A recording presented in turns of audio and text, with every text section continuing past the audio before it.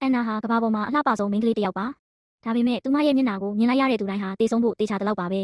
ဘာလို့လဲဆိုတော့အန်နာဟာငယ်စဉ်ကတည်းကလျှို့ဝှက်ဆန်းကျဲတဲ့၃ယောက်ချဲလက်ကောက်တစ်ခုရဲ့ကျင်းစာတန်းကိုခံထားရလို့ပါ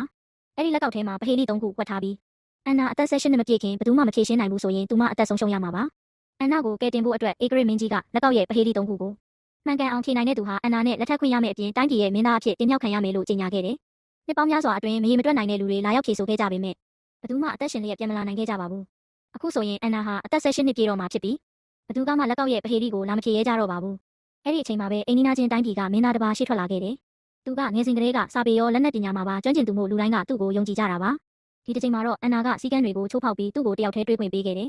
ဒါပေမဲ့သူတို့တွေ့ချင်းမှာပဲမင်းသားကသူ့ရဲ့ဓာတ်ကိုဆွဲထုတ်လိုက်ပါတယ်အမှန်တော့မင်းသားကပဟေလိကိုလာဖြေတာမဟုတ်ပဲကလည်းစားချေဖို့လာခဲ့တာပါလွန်ခဲ့တဲ့တစ်နှစ်ကသူ့ရဲ့ညီလေးဟာအန်နာကိုတတ်ဖို့ဒီနေရာကိုလာခဲ့ဘူးလို့ပါပဲမင်းသားကကလည်းစားချေခြင်းပေမဲ့လက်ကောက်ရဲ့စွမ်းအားကအလွန်ကြီးမားလွန်းလာပါတယ်မင်းသားဓာတ်နဲ့မခုတ်ရသေးခင်မှာပဲအန်နာကသူ့ကိုအသာလေးနှိမ်နှင်းလိုက်နိုင်တယ်အေဂရစ်မင်းကြီးဓာတ်ကိုတိသွားတဲ့အခါမင်းသားကိုကျိုးစင်တင်ဖို့ခေါ်သွားခဲ့တယ်ဒါပေမဲ့မင်းကြီးကသူ့ကိုနောက်ဆုံးခွင့်ရေးတစ်ခုပေးခဲ့ပါတယ်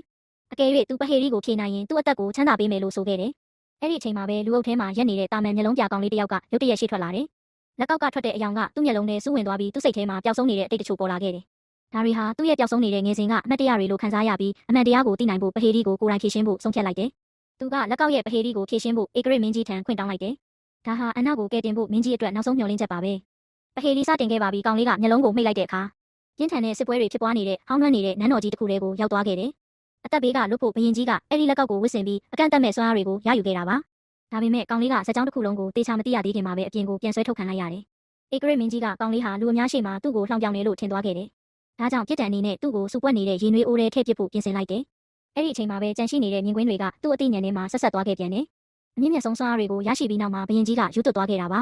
မိဖုရားကြီးကသူမရဲ့သားဖြစ်သူအသက်ဘေးကလွတ်မြောက်ဖို့အတွက်ထွက်ပြေးခိုင်းခဲ့တယ်အဲ့ဒီအချိန်မှာပဲကောင်လေးကသူ့ရဲ့အဖြေကိုရရှိသွားခဲ့ပါပြီ